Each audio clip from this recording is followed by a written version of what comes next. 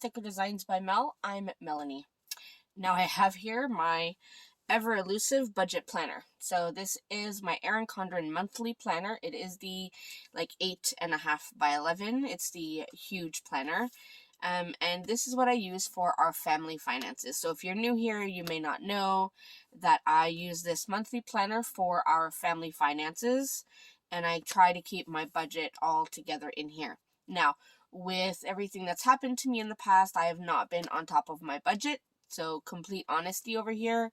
But I am ready to get back to it. So I'm going to start fresh with the month of July, and we'll see how it goes. So what I'm going to do is just skip over to July. So this is the July spread, and that's where we're at. So on the monthly, and you'll see I don't have anything for June. I did try for May. I had laid down all the stickers. So, but what I do is I will lay down the stickers. What am I saying? My bill due stickers. So these are the bill due stickers that I will put on my monthly. That way I can keep track of when my bills are due. And then when I do stay on top of things, let's see, I tend to put my expense stickers whenever I spend any money. So you see I kind of fell off the wagon early in January anyway. So we're going to start with that. I already went ahead and filled out all of our bills that are due in July. Now this is the July bill due, and it's very pale. This one is printed on matte removable paper. I don't usually print my budget stickers on removable paper because it doesn't show up nicely. The colors are not as vibrant, but it does say bill due on the side, and there's a little checkbox there, which you probably can't see. But these are the stickers that I'm going to put on the monthly view. I want to see if I have my... I don't have my payday stickers, so I will probably have to pull that out from somewhere. But I do know that my payday is on the 7th and the 21st, so those are our paydays. Alright, so let's go ahead and get started. Now, on the 1st, we have our rent and utilities that are due. And I have the full total that my landlady sent me, and it's $2,020.39. Then we go to... Actually, I have another bill due on the 1st, and that's Patreon, which is something that's relatively new, and that is $6.54. So that's it for the 1st. Wow. You can tell it's been a while since I filmed a budget video. Alright, so I'm just going to keep on going because I'm going to sound like a bumbling fool, but that's okay. Alright, now on the 6th, I have our Disney Plus bill that is due, and that's $13.55. On the 8th, we have one of our Amazon bills that is $11.29. And again, if anyone is new, these Amazon bills are the Amazon Prime channels that you can watch. We have 4 of them, and somebody did give me a recommendation once to kind of load a gift card into Amazon, and I did try that, and it didn't take the payment. It still wanted to keep them split into 4 payments. I've been trying everything to try to get into one payment. So if you are familiar with Amazon Prime and you have multiple channels and you know how to make it one payment, please leave a comment down below. I definitely would welcome the assistance. Alright, next, the 15th is our busiest payday. Not payday, but bill payment day. So we have Microsoft that is due, and that's $12.43. We have our children's RESPs. Those are registered education savings plans. That's $116.98. We have our home insurance that is due, and that is $49. And that's just like renter's insurance since we rent. And then the gymnastics bill is due, and that's usually about $4.50. I'm not sure exactly how much I'm going to be charged for the summer months, but I thought I would put the $4.50 for now, and we'll see what gets taken out on the 15th. This is the second Amazon bill that is due. It's $14.68 on the 16th. My husband's car insurance is due on the 17th, and that is $498. Our internet is due on the 21st, and that is $110. I actually quite like that these are matte removable. That way if I make a mistake, I can fix it. I forgot to add, so we do have our phone payment, and I have set it up that I'm going to be paying hopefully on the same day every month, because before it wasn't on the same day. There wasn't really a day to pay, and it was really messing up my budget. So I think I'm going to leave it on the 7th, and this time my bill due is $300, which is amazing. Usually it's closer to $450. So I'm excited about that. On the 22nd, we have our Netflix bill, which is $21.46. On the 28th, we have our third Amazon, which is $6.77, which you can't even see right here. Then I have my vehicle insurance, which is due, and that's $145. Why do I have such a hard time? $145.11. And then on the 30th is the last Amazon bill due at $5.64. Now, the last things I have here are dance, which dance I pay when I can throughout the month. So they've been pretty awesome about that. So I usually just put that in the notes section. Now, I'm not sure exactly how much dance will be this month. My daughter is doing a few dance intensives that are about a week long. So it might be more than that. But I'm not 100% sure. So I just put that for now, and then we'll work with what we have afterwards. Now, our vehicle payment. Now, my vehicle, so my car is due every Tuesday before payday. So I know payday will be on the 7th. So on the Tuesday before is one vehicle payment, and my one payment is $368.63. So then 2 weeks after that is the other payment for this month. So I have those, and my husband's car payments are due on payday, so I can put those there. His car payments are $180.14 every 2 weeks. So there we go. We have our bill stickers all listed for the month of July. So not horrible. Not bad. So I did pull out my payday script stickers. I couldn't find the other one I had, so I just pulled out a new one. This is using the Gen Plans font. This is also available on my website if you're interested. So I'm just going to go ahead and list payday right here where we are being paid. And then we have that. And then I also pulled my no spend stickers. These ones are clear and foiled in gold foil. I'm just going to put these at the back of my planner. Hopefully I can use some no spend stickers this month. We will have to wait and see because I know it is going to be a busy month. So now that we have the monthly all set up, it is time to go ahead and set up the actual budget part. Alright, so I'm going to flip the page now. I'm still torn about how I want to do everything. I used to tear this page out, but I think I'm just going to leave it, and I'm going to do my budget here. So on this page is where I will do my monthly budget, and this page will be the weekly check-in. So I pulled just a few of my budget stickers for the month of July. So I pulled the transaction log, the sinking funds, the thick washi in pattern A and B, the July budget. I used the variable budget, and then the weekly check-in. So I'm not going to use all of those today, but I did think I would pull them out just so I have them in this planner when I am ready. So I think for today I'm going to just set up the budget. So I'll use washi A along with the budget.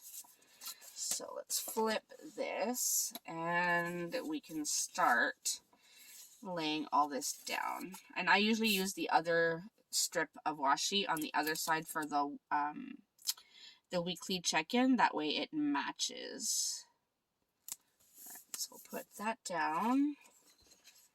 And I will put the budget header on the top, somewhat centered, hopefully. And then I can put these strips down.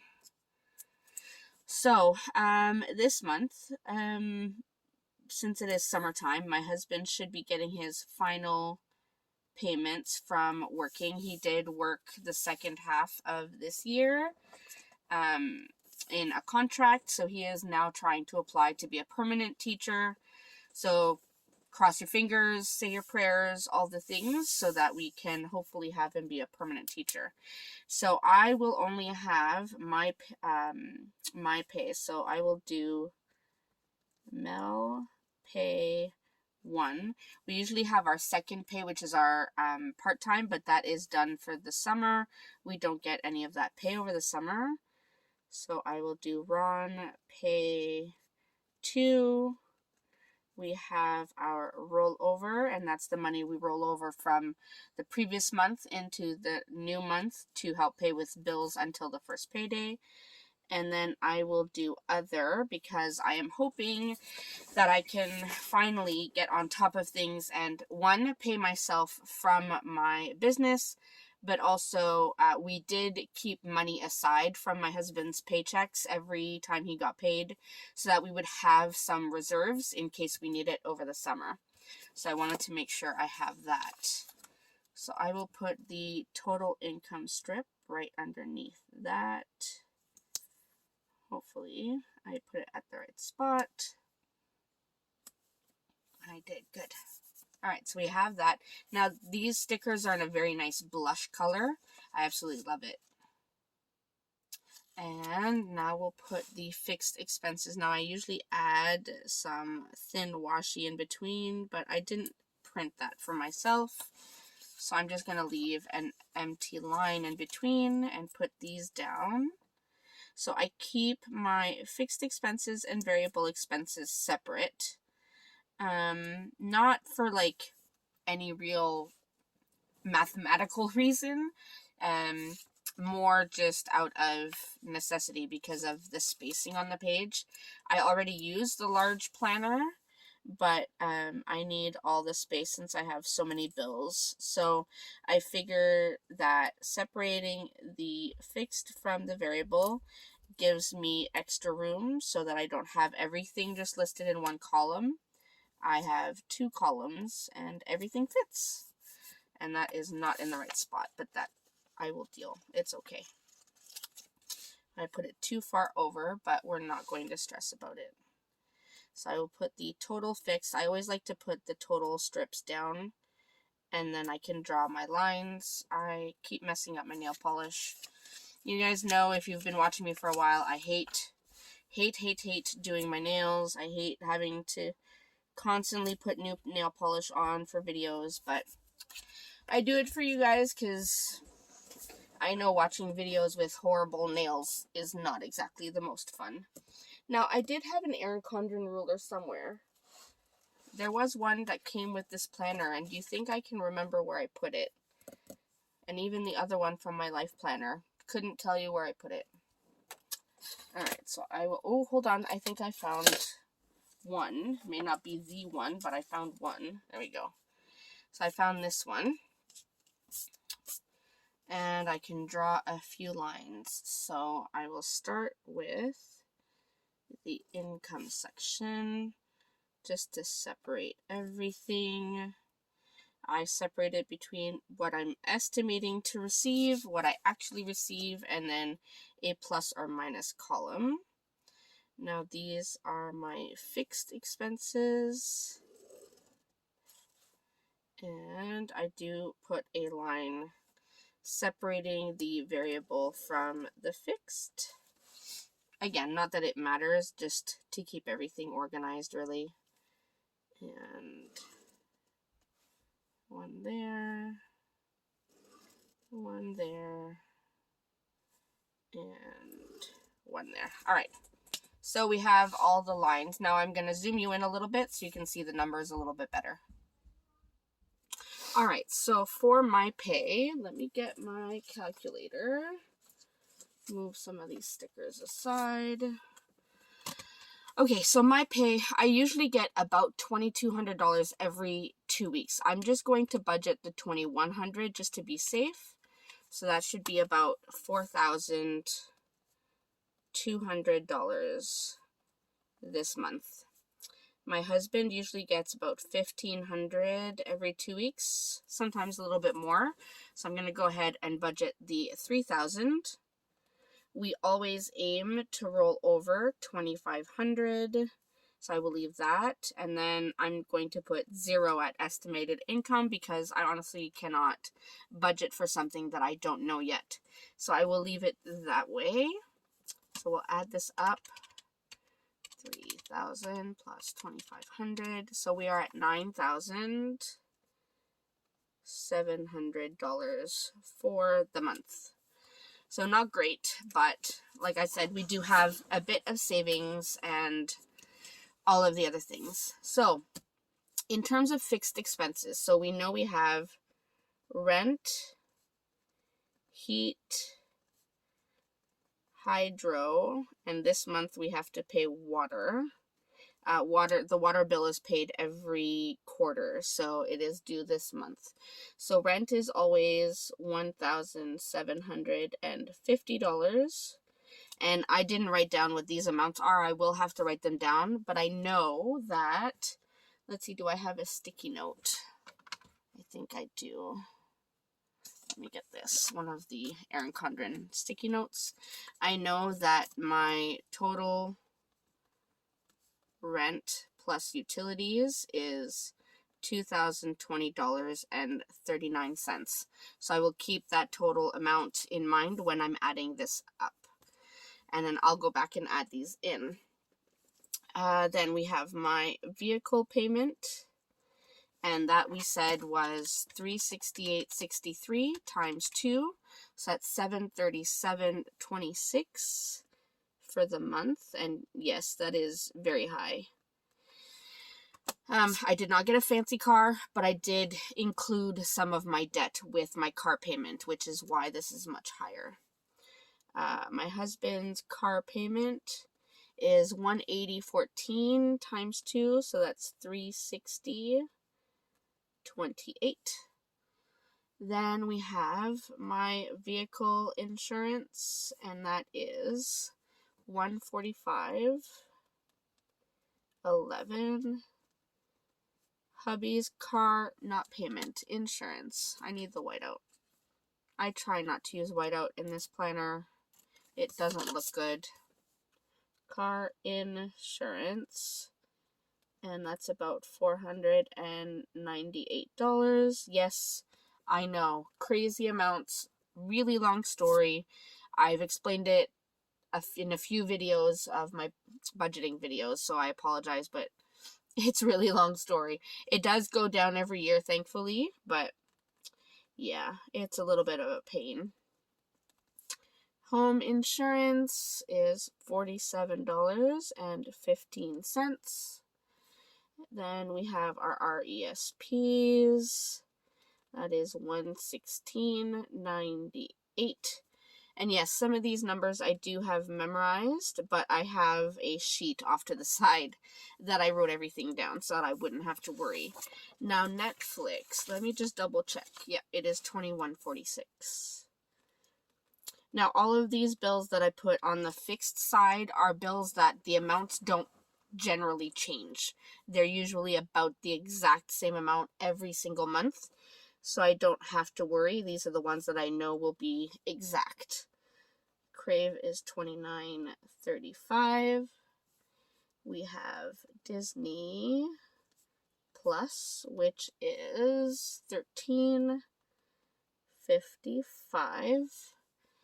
Microsoft, which is $12.43 per month. And then we have Patreon, which is new. I just follow one friend in her Patreon, and that's $6.54. Now, this amount does fluctuate a little bit because it's actually $5 US. So by the time it hits my bank account and they do the conversion, it might change by a couple pennies here and there, but it's usually about the same. So I leave it that way. So now I have all of my fixed bills. I'm going to go ahead and add this up. I will take this total and then add up this part and skip this since it's included here. So here we go.